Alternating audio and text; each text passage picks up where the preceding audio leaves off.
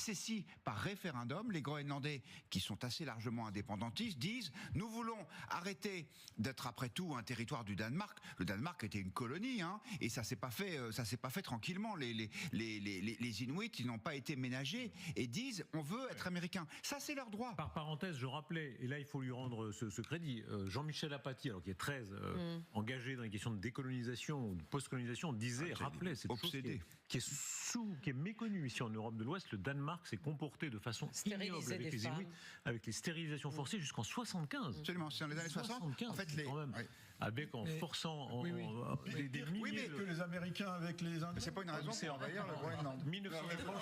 Non, mais bien sûr, vous avez raison de le rappeler. Mais enfin, entre 1975 et le génocide des Indiens, là, c'est pas la même. Là, on est d'accord, mais je veux dire, les États-Unis sont aussi un pays colonial qui s'est installé en exterminant une population. Enfin, voilà. Donc, alors, c'est le fruit de son époque. Et nous aussi, on a colonisé les États-Unis, etc.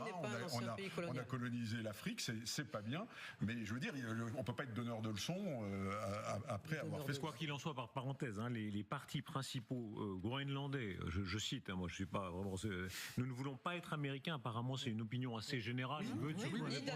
Indépendant. Voilà. Nous ne voulons pas être danois. Ils en ont marre du mépris des États-Unis. Nous voulons être groenlandais. Nous devons décider nous-mêmes de l'avenir de notre pays, sans pression en faveur d'une décision hâtive, sans tergiversation ni ingérence d'autres pays.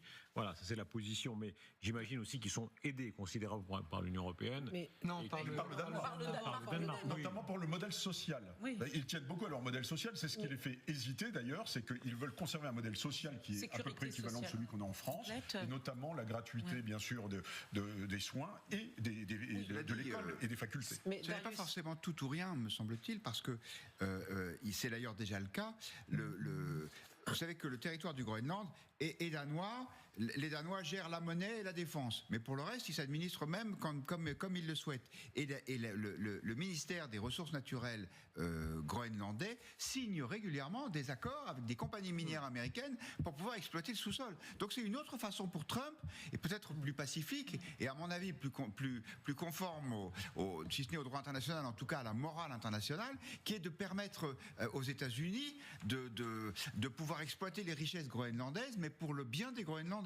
Et la semaine prochaine, Marco Rubio, pour revenir à lui, va recevoir normalement des représentants. Il va y aller. Voilà. Il va y aller. Ah, c'est lui qui va y aller. Ouais. Mais la ministre des Affaires étrangères du Groenland, soutenue par ces partis justement qui ont dit de façon unie qu'ils voulaient être ni danois, ni américains, qu'ils voudraient qu'elle soit seule face à Marco Rubio et non pas qu'elle soit accompagnée par le ministre des Affaires étrangères danois.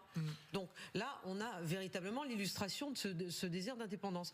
Les Groenlandais qui veulent être les interlocuteurs